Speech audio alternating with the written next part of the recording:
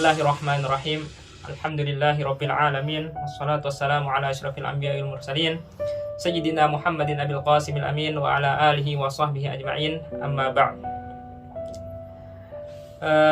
Pada kesempatan kali ini kita akan melanjutkan Khazanah Ramadan KMNTB Mesir dengan pembahasan tentang zakatul fitr. Sebenarnya zakatul fitr ini pembahasannya itu sangat luas dan saya rasa tidak cukup untuk waktu yang singkat ini untuk membahas semuanya. Jadi kita akan mempersingkat ke pembahasan-pembahasan yang cukup penting seperti tentang pengertian zakatul fitr, kemudian tentang dalil-dalil kewajibannya, tentang waktu dikeluarkannya, tentang kepada siapa zakatul fitr itu diwajibkan, hikmah dan ancaman bagi orang yang meninggalkan zakatul fitr itu tersebut. Yang pertama tentang pengertian dari zakatul fitr. Menurut literatur fikih, zakatul fitr itu diartikan sebagai qadru muayyani minal mal, ukuran tertentu dari harta. Yajibu ikhrajuhu 'inda ghurubi syamsi akhir yaumin min ayyami Ramadan, yang wajib dikeluarkan ketika terbenam matahari pada hari terakhir bulan suci Ramadan, yaitu tanggal 29 atau tanggal 30 bulan suci Ramadan. Bisyartin muayyanah, bisurutin muayyanah, yaitu dengan syarat-syarat tertentu. Nanti kita akan mengetahui ada 3 syarat yang wajib dipenuhi ketika ingin untuk mengeluarkan zakatul fitr. An kulli mukallafin wa man talzamuhu nafaqatuhu, dari setiap mukallaf dan orang yang berada di bawah tanggungannya. Nah, itu adalah pengertian dari zakatul fitr menurut ulama. Sebenarnya dalam pembahasan fikih itu zakat itu dibagi menjadi 2. Yang pertama zakatul mal, yaitu zakat harta yang mencakup tijarah, perniagaan, kemudian zakat tentang binatang ternak, kemudian tentang tumbuh-tumbuhan dan lain sebagainya, tentang thimar dan lain sebagainya. Kemudian ada juga dinamakan dengan zakatul badan, yaitu apa yang akan kita bahas pada pertemuan kali ini, yaitu menyangkut tentang zakatul fitr atau zakatul fitrah atau sedekatul fitrah, itu sama saja, itu cuma istilahnya saja yang berbeda. Kemudian zakatul fitr ini disyariatkan pada tahun disyariatkannya puasa Ramadan, yaitu pada tahun kedua Hijriah. Dan ini zakatul fitr ini termasuk khususiat atau kekhususan dari umat Nabi Muhammad SAW. Mengenai dalil tentang kewajiban zakat banyak sekali, baik itu dari Al-Quran maupun dari Sunnah. Misalnya dari Al-Quran, Allah SWT berfirman, waqimus shalah wa atuz zakah. Kemudian khudz min amwalihim shadaqatan tutahhiruhum wa tuzakkihim biha, dan lain sebagainya. Adapun dari Sunnah, Rasulullah SAW bersabda, bunyal Islamu ala khamsin. Islam ini dibangun di atas 5 fondasi: syahadati alla ilaha illallah wa anna Muhammadar Rasulullah wa iqamis shalah wa ita'iz zakah. Nah, ada ita'iz zakah di situ. Wa shaumi Ramadan wa hajjil bait, gitu, seperti itu. Kemudian dalil yang mengkhususkan untuk mengeluarkan zakatul fitr itu ada banyak juga, tetapi salah satunya yang diriwayatkan oleh Ibnu Umar, bahwasanya Rasulullah SAW telah mewajibkan zakatul fitr itu, sebagaimana dalam sabdanya, anna Rasulullah SAW farada zakatul fitr min Ramadan 'ala nas so'an min tamrin aw so'an min sya'irin ala kulli hurrin aw 'abdin dzakarin aw unsa minal muslimin. Nah, bahwasanya Rasulullah SAW telah memfardukan zakatul fitr ini di bulan suci Ramadan kepada setiap manusia. Nah, kata di sini di setiap manusia. So'an min tamrin, ada satu dari tamar, atau so'an min sya'irin, satu dari gandum, ala kulli hurrin aw 'abdin, setiap orang yang merdeka ataupun budak, dzakarin aw unsa, baik itu laki-laki maupun perempuan, minal muslimin, tapi dikaitkan di akhirnya minal muslimin, yaitu khusus kepada orang muslim saja.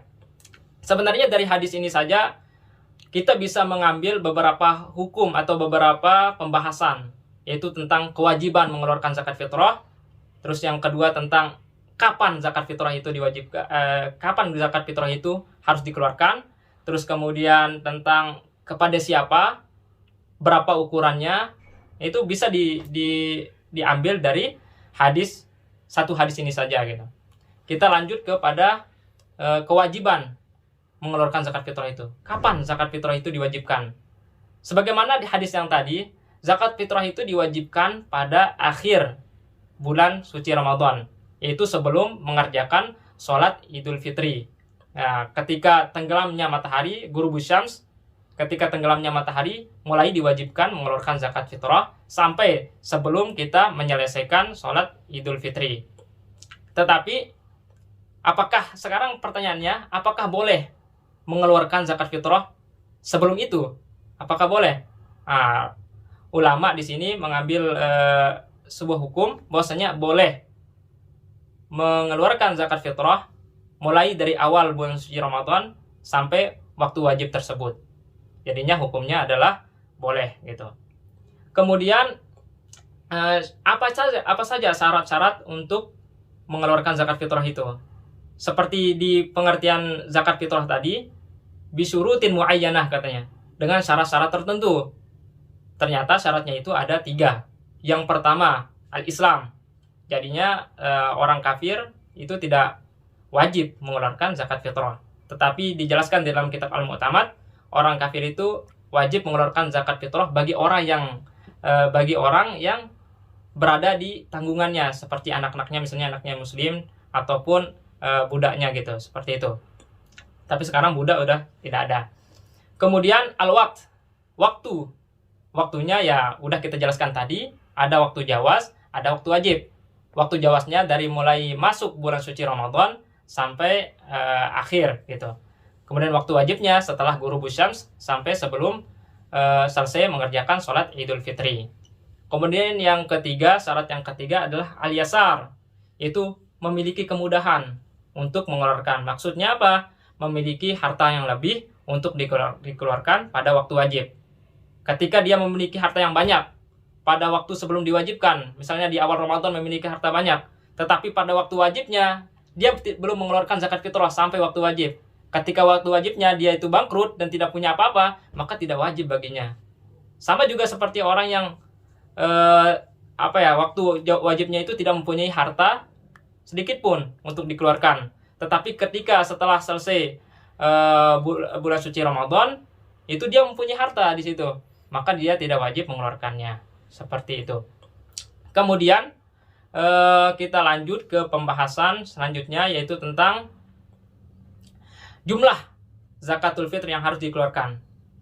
Seperti hadis yang di atas yang sudah kita sebutkan tadi, bahwasanya yang diwajibkan untuk dikeluarkan adalah 1 so' dari makanan pokok. Tetapi di sini ada 2 mazhab. Yang pertama, mazhab jumhurul ulama mengatakan bahwasanya yang wajib dikeluarkan itu 1 so' dari makanan pokok. Dan mazhab yang kedua itu mengatakan boleh menggantinya dengan harga dari makanan pokok tersebut. Sebagaimana yang telah dijelaskan di dalam hadis, bahwasanya zakatul fitr itu wajib dikeluarkan 1 so' dari makanan pokok. Yaitu kalau dikilokan sekarang itu sebesar 2,4 kilo. Karena 1 so' itu sama dengan 4 mud. Sedangkan 1 mud itu nilainya itu sama dengan 600 gram. Jadinya 600 kali 4, 2.400 gram atau 2,4 kilo. Tetapi kalau menurut Basnas, coba teman-teman kembali lagi ke Basnas, itu ada situs resminya dari Basnas, itu yang wajib dikeluarkan adalah 2,5 kg atau 3,5 liter. Sekarang ada pertanyaan lagi di sini. Apakah boleh mengeluarkan zakat fitrah itu dengan menggunakan uang? Nah, jawabannya di sini ada 2 mazhab ternyata. Yang pertama, mazhab Syafi'i, Maliki, dan Hambali mengatakan harus dari makanan pokok, tidak boleh diuangkan. Tetapi ada mazhab lain, yaitu mazhab Abu Hanifah, yang mengatakan boleh diuangkan, yaitu boleh mengeluarkan dengan uang. Kalau di Indonesia seperti apa? Nah, kita kembali lagi ke Basnas. Basnas ternyata mengambil pendapat yang kedua, yaitu boleh mengeluarkan, yaitu melihat kepada pendapat Syekh Yusuf Al-Qaradawi, itu boleh dikeluarkan gitu. Menurut peraturan Basnas nomor 10 tahun 2022, jumlah zakat uang yang boleh dikeluarkan itu adalah Rp45.000 untuk masing-masing orang gitu. Seperti itu. Kemudian apa saja hikmah dari mengeluarkan zakat fitrah itu? Hikmah dari sesuatu pensyariatan itu bisa kita gali sendiri dan bisa saja juga ditentukan oleh atau disebutkan oleh syariat. Kalau dalam hal ini Rasulullah Shallallahu Alaihi Wasallam pernah mengingatkan kita bahwasanya hikmah dari mengeluarkan zakat fitrah itu mensucikan kita dari kekurangan-kekurangan yang kita perbuat di bulan suci Ramadan. Itu hikmah yang pertama. Hikmah yang keduanya adalah memberikan makan kepada saudara-saudara kita yang tidak mampu untuk mencukupi kebutuhannya di malam Idul Fitri itu tersebut. Dari hadisnya, redaksi hadisnya mengatakan, Ani bin Abbas radhiyallahu ta'ala anhu qala, farada Rasulullah sallallahu alaihi wasallam zakat al-fitr tuhratan lis-shaim. Itu sebagai pensucian bagi orang yang berpuasa, minal lagwi war rafath, dari perbuatan yang sia-sia maupun perkataan yang sia-sia, wa tu'matan lil masakin, dan memberi makan kepada kaum miskin. Fa'in man addaha qabla shalah, barang siapa yang mengeluarkan zakat fitrah itu sebelum sholat Idul Fitri, fahiya zakatun makbulah, maka dia adalah zakat yang diterima. Yaitu maksudnya adalah itu dihitung sebagai zakatul fitr. Wa man addaha ba'da shalah, maka barang siapa yang mengeluarkan zakat fitrah itu setelah sholat, fahiya sedekahun minas sedekah. Sedekahnya tetap diterima, tetapi dihitung sebagai sedekah sunnah biasa, tidak termasuk ke dalam sedekatul fitr. Seperti itu. Kemudian bagaimana terhadap orang yang tidak mau mengeluarkan zakatul fitr sekarang? Apakah ada ancamannya gitu? Nah, ulama membedakan hal ini kepada tiga permasalahan. Yang pertama, orang yang tidak mau mengeluarkan zakatul fitr karena memang mengetahui kewajibannya tetapi tidak mau saja gitu, maka dia ini tidak dihukumi kafir, tapi tetap dipaksa untuk mengeluarkan zakat fitrah. Tetapi ada yang mengetahui kewajibannya tetapi bakhil. Kalau kita ingin membicarakan tentang ancaman bagi orang yang meninggalkan zakatul fitr, kita akan teringat dengan kisah Sayyidina Abu Bakar radhiyallahu ta'ala anhu. Pada waktu awal-awal khilafah, kekhalifahan beliau menggantikan Rasulullah SAW, beliau diuji dengan banyaknya orang yang munafik yang tidak mau mengeluarkan zakatul fitr. Maka beliau bertekad untuk memerangi mereka. Pada ketika itu, Sayyidina Umar menentang apa yang beliau ingin lakukan, yaitu memerangi orang munafik tersebut. Sayyidina Umar berkata, kenapa engkau melakukan ini? Sedangkan Rasulullah SAW bersabda, barang siapa yang telah mengucapkan la ilaha illallah, maka dia itu darahnya itu terjaga oleh Islam gitu. Maka Sayyidina Abu Bakar dengan teguh mengatakan bahwasanya beliau tetap akan memerangi mereka karena tidak ada tempat bagi orang yang mengingkari zakatul fitr. Membicarakan tentang ancaman bagi orang yang tidak mau mengeluarkan zakat fitrah, ulama membedakannya menjadi 3 golongan. Yaitu golongan pertama, man mana'az zakah jahidan liwujubiha. Tidak mau mengeluarkan zakat fitrah karena mengingkari kewajiban zakat fitrah itu. Maka orang tersebut divonis menjadi orang yang kafir. Karena apa? Karena dia mengingkari ma huwal ma'lum minad din bidarurah. Apa yang memang harus diketahui atau harus dilaksanakan dari agama. Karena zakat itu termasuk rukun Islam yang ketiga gitu. Yang kedua, man mana'az zakah jahilan biwujubiha. Orang yang tidak mau mengeluarkan zakat tetapi karena tidak tahu kewajibannya. Nah, gimana hukumnya? Maka wajib bagi kita untuk mengajarkannya. Orang tidak tahu ya wajib kita ajar. Wajib kita kasih tahu bosnya ini wajib, ini merupakan rukun Islam yang ketiga gitu. Sedangkan yang ketiga, hukman man mana'az zakah bukhlan, karena bakhil. Dia tahu kewajibannya tetapi dia tidak mau mengeluarkannya karena dia tidak mau hartanya habis gitu, karena bakhil, karena pelit. Maka orang tersebut wajib ditagih hartanya untuk dikeluarkan zakat dari harta tersebut gitu. Dan ancaman bagi orang yang meninggalkan atau tidak mau mengeluarkan zakat ini sangat-sangat berat. Qala Allah Ta'ala, "Walladzina yaknizuna adh-dhahaba wal fiddata wa la yunfiqunha fi sabilillah fabashshirhum bi'adzabin alim."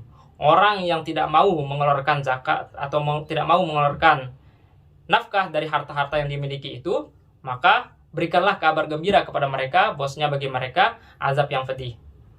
Dan dari hadis Abu Hurairah radhiyallahu ta'ala anhu berkata, bosnya Rasulullah sallallahu alaihi wasallam bersabda, "Ma min sahibi dhahabin wala fiddatin la yuaddi minha haqqaha." Barang siapa yang memiliki harta emas maupun perak dan dia tidak mau mengeluarkan haknya, illa idza kana yaumul qiyamah sufihat lahu safaihu minan nar, maka akan dipanaskan baginya setrikaan dari api neraka. Fa uhmiya 'alaiha fi nari jahannam, maka dipanaskan setrikaan itu di neraka jahanam. Fayuqwa biha janbuhu wa jabinuhu wa dhahruhu, maka akan disetrika lambungnya, akan disetrika di situ dahinya dan punggungnya. Kullama barudat u'idat lahu, setiap setrikannya itu mendingin, maka akan dipanaskan lagi. Hatta yuqda bihi bainal ibad, sehingga akan dihukumi di antara hamba-hamba. Fayura sabilahu, maka akan dilihat kemana jalannya, apakah ke surga ataupun ke neraka. Oleh karena itu, orang yang mengeluarkan zakat fitrah karena mengetahui kewajibannya tapi bakhil, tidak dihukumi kafir, karena nanti akan ditentukan jalannya, apakah dia akan masuk ke dalam surga atau masuk ke neraka. Karena pembahasan zakat ini sangatlah luas, maka insya Allah kita akan bahas pada kesempatan yang lain. Mungkin cuma ini untuk kesempatan kali ini. Wallahu waliyut taufiq ila sabilir rasyad. Wassalamualaikum warahmatullahi wabarakatuh.